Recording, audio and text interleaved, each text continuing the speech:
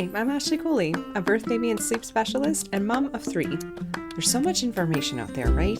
This show is dedicated to helping you clear out the noise so you can figure out what will work best for your baby and your family. Having worked with countless families over the years, including my own, the information and strategies I'll share are based on these experiences, my extensive training, and we're even going to back it all up with some science. My goal is to help you make informed decisions, and we're here to break down what it takes to raise well-adjusted, securely attached, and happy babies. If you're looking to learn more about your baby, gain more confidence in your parenting, and get as much sleep as you can through it all, you've come to the right place. Bringing up baby is about to get a little easier. If you have twins or multiples, you already know you are part of a special group. But this episode can really be for anyone with children because the group of ladies who joined me brought the real talk. The stuff that I know many other moms and new parents have experienced or would be experiencing right now. How they would describe their pregnancies, what it was like to spend time in the NICU after they were born, and they walk us through some of the big challenges and joys of having twins. So these 3 ladies I spoke with are all friends of mine, and they all happen to have twin boys.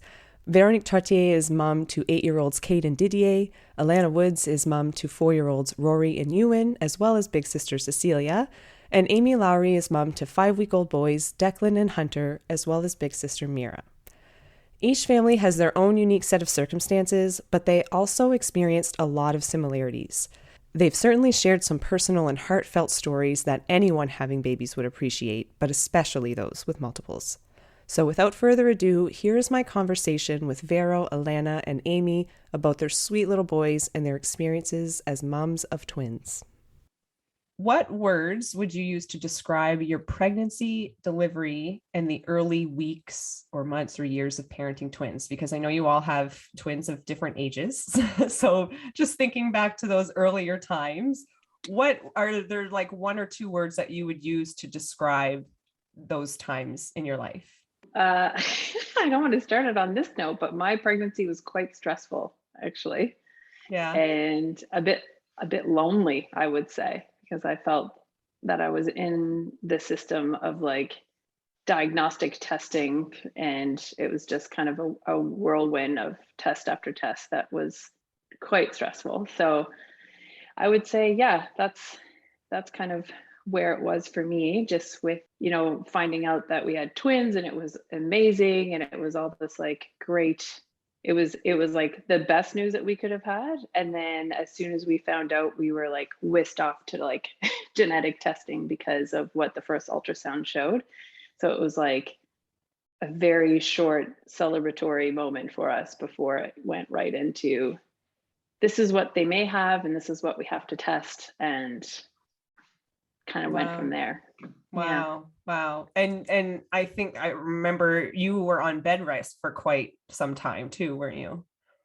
Yeah. So once we got that genetic testing done, we were told that they may have a very serious genetic condition like trisomy 18. So we were told that we had to do testing for it in order to figure out if we wanted to continue with the pregnancy, because there was a very non-likelihood chance that they would survive the pregnancy, let alone to term. And if they did to term, they would, not survive at all. And so we did all of that. And then I think it was like 15 weeks, we found out that the genetic testing, thankfully, was normal. So I had a very short window of it being like what I really kind of wanted it to be, or what I think society makes it look like it's a grand, beautiful thing. And then at 20, what was it? I was 21 weeks and I was told bed rest. Yeah. Wow. So I had maybe like a month and maybe like 6 weeks where I could enjoy it without stress. And then bed rest it was. Yeah. Wow. And so, I mean, obviously that kind of thing could happen regardless of how many babies are being delivered, but you're trying to take care of 2 little lives and yourself. And yeah, that would have been a lonely experience for sure. Yeah. Thanks. Yeah. Thanks for sharing that though, because again, pregnancy isn't always sunshine and rainbows. That's for sure. That's right. Alana, what about yourself? Your boys are I want to say they're going to be turning. They're turning 5 in They're going to January. be turning 5. Wow. Yeah. Okay. So how was my pregnancy? So I already had a 2.5-year-old. It's similar to another guest that you have, or a little bit different, but we have a similar dynamic. So I already had a little one, and then found out we had twins. So that was more of a shock. So anyway, because the plan was a family of 4, but now, like, this is wonderful, and I'm so happy that it happened. For my pregnancy, I want to say it was a blur. Honestly, to prepare for this, I had to look back. What were their weights again? When did it was that much of a blur. Wow.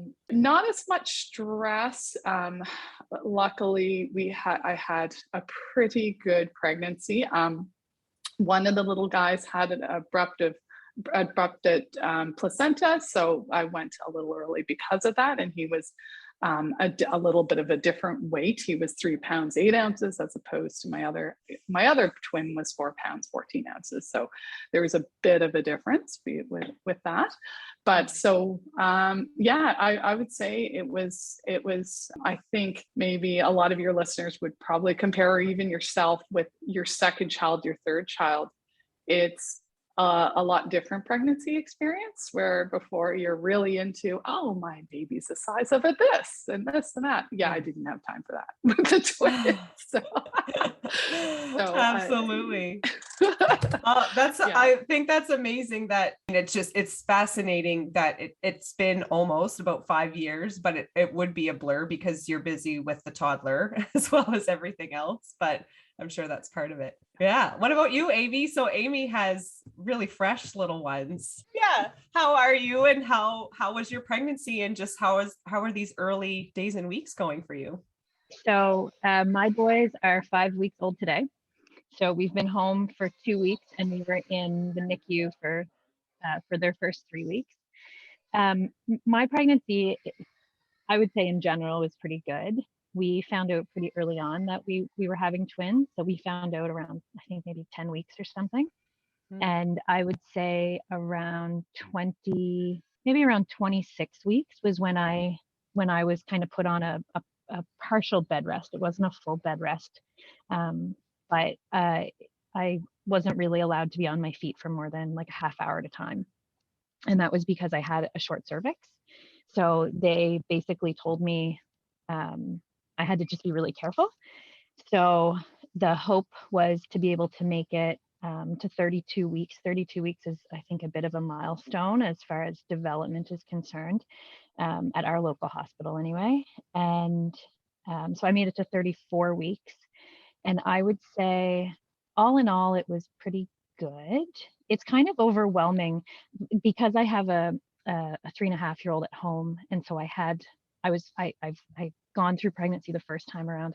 And the first time around, I had one ultrasound, and you see the doctor once a month until the very end. And with twins, it's not like that at all. With twins, you're constantly going in to see someone. The amount of ultrasound photos you get is, in the end, you're like, I don't even want these anymore. There's so many of them. You're like, whatever, another ultrasound photo. I think in retrospect, I can look back and say I was actually quite lucky in the sense that I had a pretty straightforward pregnancy, and made it to 34 weeks, which was really good. So for me, like, there was a lot of, just because it's fresh in my mind, there was a lot of back pain, and there was a lot of discomfort. Like, I couldn't sleep. Sleeping was a luxury that I did not have. And I think that's probably why I feel so good right now, because I'm actually getting more sleep now with newborns than I was when I was pregnant. And I think that the other thing that I didn't actually realize was how tired you are just all the time. in the first trimester of a single pregnancy, you're exhausted, and then it kind of goes away, and then at the very end you're tired again. But it's not really the case when you're pregnant with twins. You're just always tired. It's always working overtime. Yeah. Wow. Yeah. Obviously, three very different yet somewhat similar experiences, like the fact that all of the check-ins and that it's very much already more medical than anything right from the get-go. Just, yeah, kind of how it all unfolded. Did all of the boys, would they all have spent time in the NICU? Yeah, with mine, I think they were 33 and a half weeks for my boys. Yeah, and we were in the NICU for about 6 weeks, as they call them there. They were feeders and growers, so they were just about eating, feeding, and yeah, and it was a great way to get an introduction to starting to take care of twins, because it is terrifying in the beginning, but it gets better. Balancing being there, trying to breastfeed skin to skin, and then trying to balance having a toddler at home. So I remember experiencing a lot of guilt during that period. I can imagine. Vero, I know, well, you had your boys, you guys were basically there practically the whole time, right? Yeah, my boys were also like 33 and a half. I was 33 and a half weeks when they were delivered. And we were also in the NICU for almost 6 weeks as well. So we had a long stint in the NICU, and it was prior to the new development of the NICU where they had the lovely rooms. So I didn't have the same experience in the sense that this was my first delivery. So I didn't have any toddlers at home, but I had this overwhelming sense that I just had to be there all the time. I didn't want to leave, and I didn't actually go home. I stayed at the hospital the whole time. One of my guys wasn't really well, like from the start. So I don't know. They really wanted me to go home. I think like they really tried. The nurses were really good, and they really encouraged me to, maybe you should go home and rest. And I don't know, I couldn't, because he was just so unwell. So I don't know, maybe looking back again, it's all retrospectively, I'm like, maybe I should have gone home. I maybe would have been better for it, but it was also just trying to get the feeding under control. And so we were luckily enough, because we were still local, we were lucky that we did get a room. But I would say, it was pretty lonely, because I was there by myself. My husband would come back and forth, but he was there quite a bit as well. Yeah, it was very stressful. Yeah. I didn't realize you hadn't gone home that entire time. That's a long time to stay by their side. But I feel like I would be in the exact same boat. Your hearts are now on the outside of your body, and you're not leaving them behind. Yeah. No, there was no way I was letting anybody do anything without me, because there was just so many things that were being discussed at the time. And I just felt like I had to be there for every morning round so that I would know what they were discussing and what was happening. And I know that of myself, I'm a bit of a control freak, but like that was just to a whole new level of like mama bear all the way. I was like, nobody's doing anything without my input, and just the feeding as well.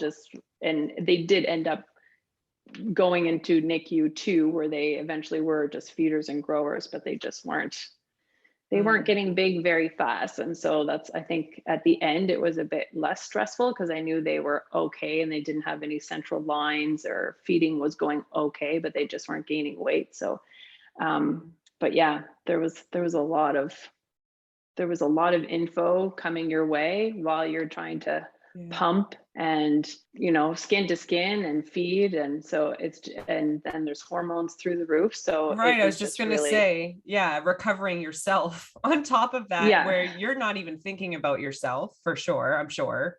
And no, it's a whirlwind. I mean, when any baby comes into the world a bit sooner than expected and may need some extra help, I mean, the worries for their health and safety, but also just you're a new parent, or you're a parent to now more children, and all that comes along with that. So it's definitely a lot, and definitely why I'm so glad that we're all able to chat, because I know lots of people in those similar situations, whether they're having twins or not.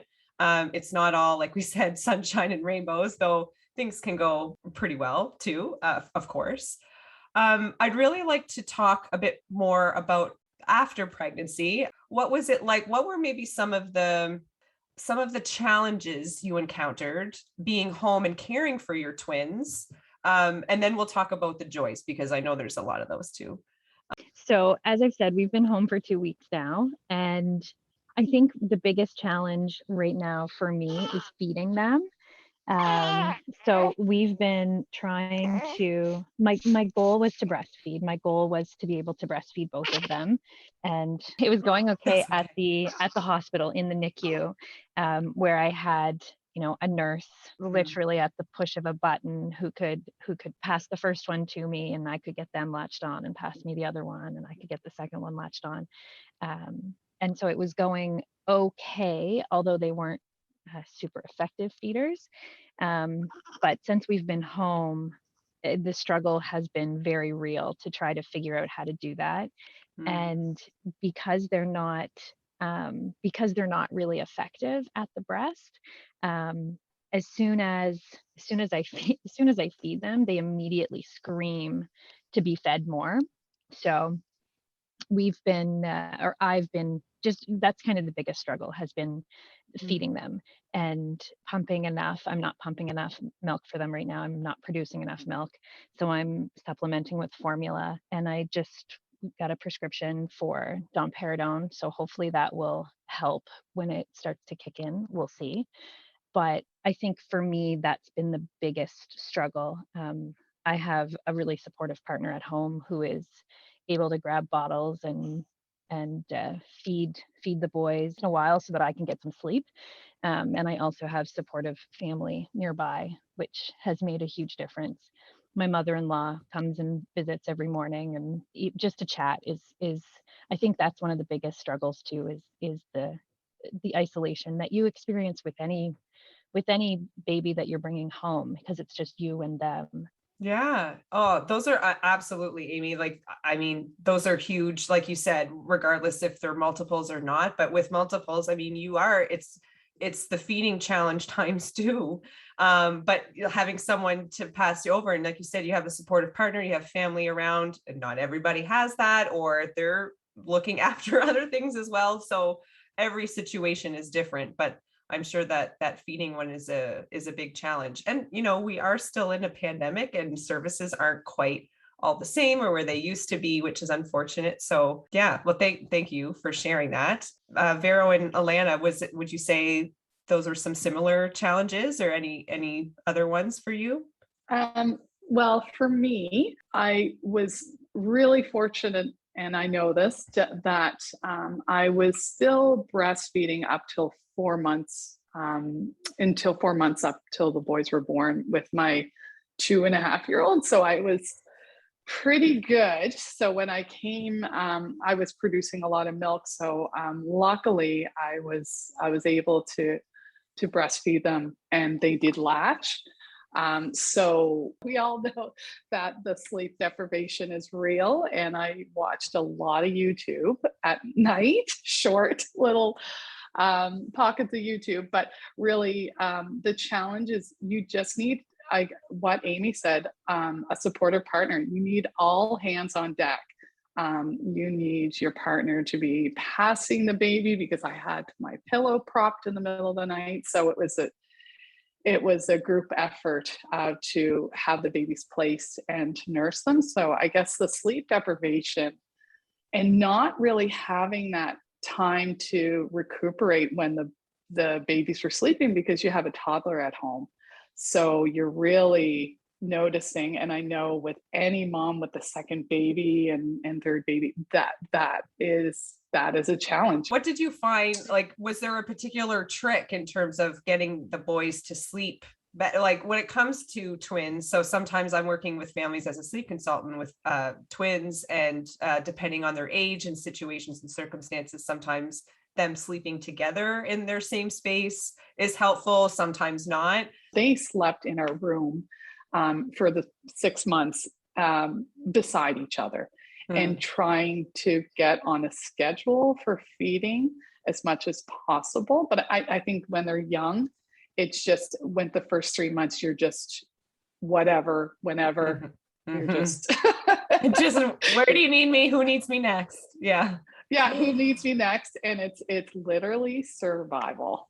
Yeah. So. Yeah, totally. Thanks for sharing that. Vero, what about for you? Any particular, I mean, you've already shared that. I'm sure one of those challenges was that your boys, and one in particular wasn't well for quite some time in the beginning. So yeah, do you want to share a bit of that? Well, I think once we were home, it was like the best thing. Like the NICU was fantastic. And I think Amy had mentioned, you have a support staff at your beck and call that just gives you the baby and does this and does that. And we really appreciated all the help. But then once we got home, I think it was more just like, again, because I hadn't gone home, it was really nice to just be in my own environment. And so I felt like I could relax a little bit more, even though the stress was still there with feeding. It was still just being home. That was nice.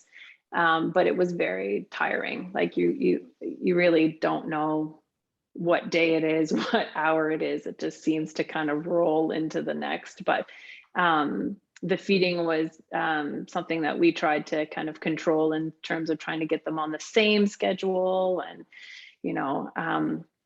but at the end, you just kind of had to roll with the punches and just know that they're the ones in control for the first bit. So yeah, but it was just nice to be home and be in your own bed and try to get things just a bit more relaxed. But it wasn't relaxing. It was just no, but it makes a difference when you're in your own space and can just do your own thing, sort of, so to speak. Yeah. But they were in also. We had one crib in the room, and my husband would do all of the passing and changing and burping while I just kind of did the feeding. But once we got into a group, it was a lot easier with like a ton of family that came in and out for helping, which is, I think, totally necessary. Like in terms of having, like you said, a village to help. It was like on a weekly schedule of in-laws, and my mom doesn't live in the same province, so she, I think, flew over I don't know how many times in the first like 6 months. And it was a revolving door of help, which was absolutely necessary. Yeah. It is, you do need a village. And my personality, I am terrible at asking for help. I do everything on my own, and I hate asking for help, which is a fault of mine. I know that. And I think really having supportive people where they're not asking, they didn't ask me what I needed. They just came. My mother-in-law was amazing and just came and, helped and changed the baby and this and that. And my parents came and just held the baby and babies. And they didn't ask me what I needed. They just came and they did it. And I found for me, it alleviated my stress and my guilt of asking people what to do. So my advice, if you have a similar personality like mine, just if you talk before you have the babies, just allow people to come in and say, just come in, do whatever you can. And because I won't ask, but that's what happened to me. And it was the best thing. Absolutely. You see some laundry over there? Fold it. Something has to go in the oven. Go ahead. I would completely echo what Alana just said. I'm the exact same. I don't ask for help unless if I'm asking for help, it's a bad situation. But I have exact same as Alana. I have my mom will come in and it's like she doesn't even really talk to me. She'll just come in and start cleaning up the kitchen or go grab laundry or just anything. My mother-in-law the other day was like, "Where's the broom?" and just started sweeping the floor. Just little things like that really go by the wayside because you just don't have time to do anything. I'm lucky that I can still put my daughter in daycare. And so she's not home with me during the week, but I know lots of people who have newborns at home also have their older kids at home too. And God love you, I don't know how you do it.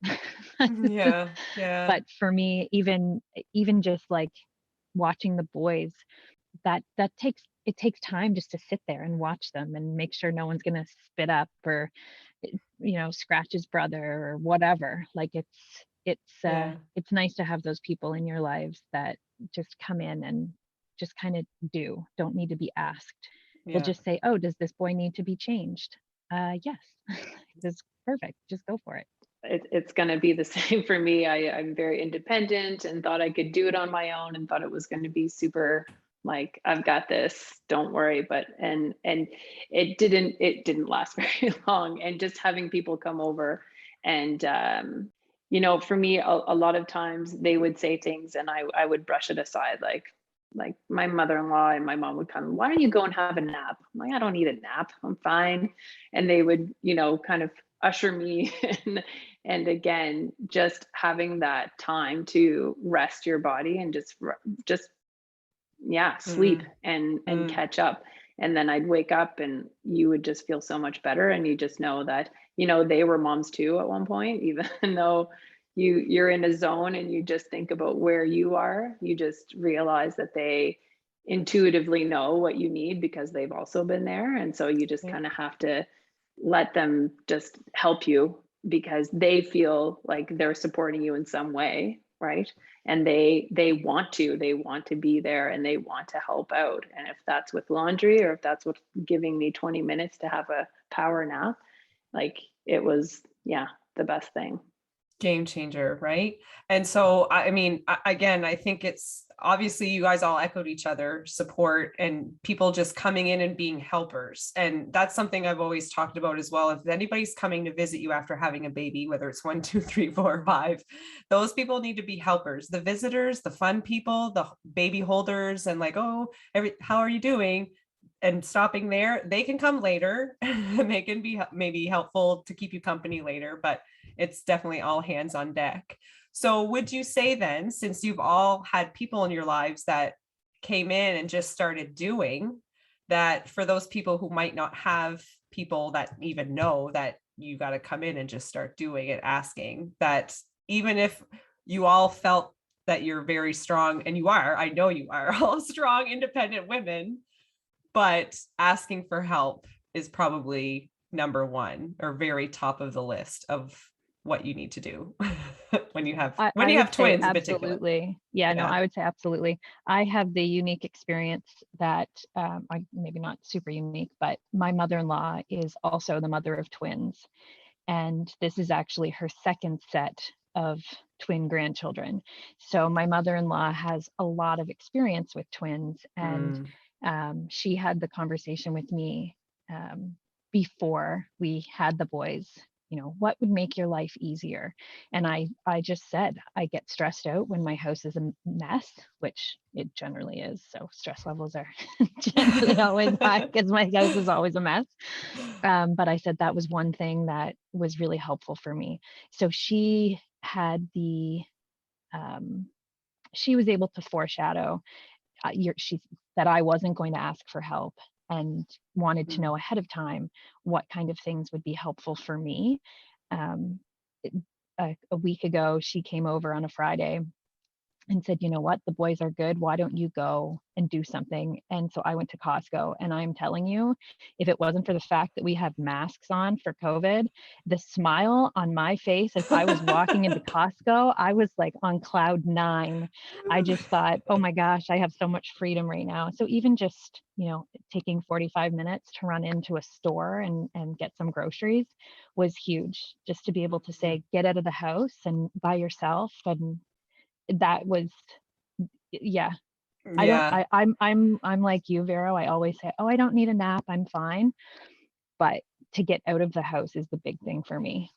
Before we wrap up, definitely talk about, because I know there's a lot of them, but if you can just name a couple or one, or even just one, those joys of having twins. What is so special and unique that you've been witnessing over the years or over the weeks for Amy, that has been so special having these twin boys? Because, well, you all have boys, but twins in general. There's definitely a special amount of poop, let me tell you. I know that doesn't sound like a positive, but it's just where I'm at in my life right now. I'm like, holy cow. It is a positive, Amy, because it means they're getting food nourishment. So it is. Yeah, no. Alana once told me that it was like joining a special club and having secret access to this club. And I really think that is something special. I mean, my boys are so little that I don't see some of the things that Vero and Alana might see where their boys are a little bit older. It's really cool to watch them kind of react to each other. And every once in a while, like, they're so little, they don't see anything, but they hear things. And I know that they hear each other, and they'll be laying beside one another and their little hands touch each other. And it's just so cute that I know that they know that the other is there. And I think that's pretty special. Oh God. Oh, you guys are going to make me teary now. I'm not going to have any more. There's no. Anyway, Vero, what? I'm tearing up as well. Joy? I'm like, oh my gosh. Because I mean, I used to, when they would hold hands and you're just like, oh my God, they just know they're there. And I really think that there is something to it. I mean, you'll I don't know, every person I've talked to who have twins just say there is this connection between the two of them. I mean, they're brothers. They will have their bad days. They will fight. They will, do whatever. But at the end of the day, they are each other's brothers, but they're like womb mates, as we still call, like they have this connection to each other that they will not share with anybody else in the world for their whole lives. I do think it's really special, and I think it's going to be there for forever. And I just love seeing them together, and I love seeing this intuitive sense of like their emotions. Like it, even like as they were growing up, if one was sad, the other one would get sad, or if one was doing something, the other one like would know about it being upstairs. Like there's just this odd connection, but so fun to watch. And I love seeing it, and I'm just looking forward to every year just seeing it like grow, because they're going to be there for each other at all times. So even there are days where I'm a little bit upset, like if they, with their friends, it might have not gone too well. I know that at the end of the day, they'll have each other, and that's something that nobody can take away from them. So it's very sweet. Oh, it is so sweet. I love that. What about you, Alana? I'm sure you agree with all of those things as well. But yes, exactly what Vera was saying, and even with Amy when they're holding hands. Oh my goodness, it just melts your heart. I mean, the hardest days, they will push you. They will. There's challenging times. On the other hand, I'm seeing more their interaction, and as they, their different personalities and their interaction with each other, where, if one has something sweet, where's Ewy's, Ewan's my other son. So Rory will say, where's Ewy's? And they're sharing. It's amazing. They have this, and I agree, they have this special connection, and the giggling between them, and just, oh my gosh, the interactions, even when they're small babies, the babbling, they had their twin conversations together. And it's just, it's really special to see. And like you said, it's a special club. It's a special club that you get when you see another mom or another parent with twins. You kind of get it a little bit, right? Yeah. It's unspoken. You just look at each other and you're like, we get it. We all get it. Awesome. Ladies, you've been so helpful and shared so many awesome stories. I just wondered if before we leave, if there's anything else you wanted to add, any last words of wisdom for anybody who might be just about to have their own set of twins, or maybe they've just had twins and are in the thick of it right now. This is Amy, she's with you. But yeah, if there's any kind of last thoughts or things that you'd want to share to somebody in that situation. I would say, so we're in the Halifax area. There's the Parents of Multiple Births Association, so PAMBA, and probably a lot of parents have heard of it from the PAMBA sales. It's a very small, I think it's like $35 sign up fee or whatever, membership fee for the year. And there's a lot of support. Right now, it's more just through their Facebook group, but they do also have trunk or treat kind of thing that they're trying to get together this year, and little activities that they do to get parents of multiples out and about and conversing with each other. And so I found in my short experience as a twin mom, I found even just reading the conversations that are happening digitally, it's really helpful just to say, okay, this is not abnormal. Other people are experiencing the same thing with one kid waking the other kid up, and just little things like that. I found it very helpful. So I know that's not everybody's cup of tea, but I've found it helpful just to have a group, even just knowing that the group is there that I can reach out to. And all of those parents would have had similar experiences to what I might be having.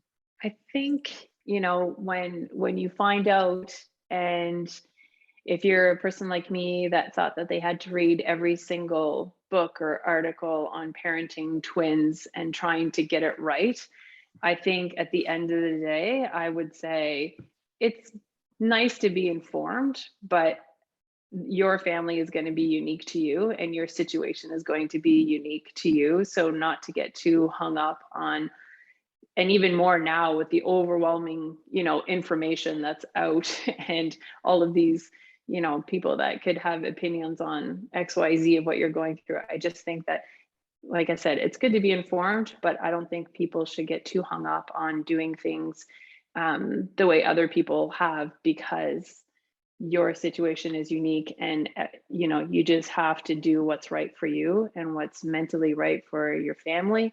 And I think it's just everybody's learning as they go, and it's not going to be perfect, and that's okay.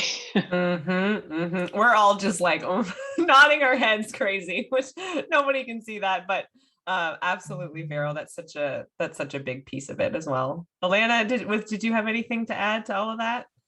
Yeah, I think it sort of encompasses sort of the same flavor, but it is really self-compassion and be kind to yourself.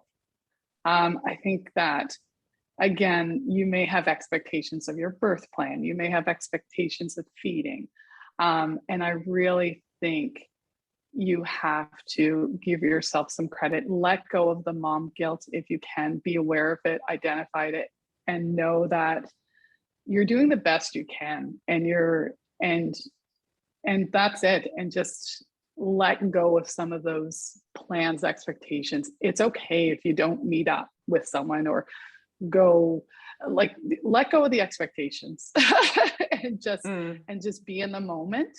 And it's hard, but try not to get caught up in tasks and I have to do this and this and this. And we all do that in life, and just try to bring some mindfulness back and just be kind to yourself, because, and this goes for all moms, like, you're doing the best you can. And these guys don't come with instruction booklets. So I just think, and again, each family is unique for you, and it's about mental health for yourself too. Oh, totally. Big time. Ladies, again, thank you so much. I think this is a really helpful and valuable conversation for a lot of people, whether they're having twins or not, but certainly you're all in a unique situation and in a special club that anybody having multiples would be, I'm sure, happy to be a part of. But thank you again so much for joining. Looking for more? Check out birthbabysleep.ca, where you'll find prenatal classes, postpartum and new baby resources, and sleep support during the childhood years. You'll also find me on Facebook and Instagram at birthbabysleep. It would be awesome if you followed us wherever you listen to podcasts, and if you can, leave a review or a rating, which goes a long way for helping others to find us. That's all for now. I'm Ashley Cooley, and we'll see you back here next time.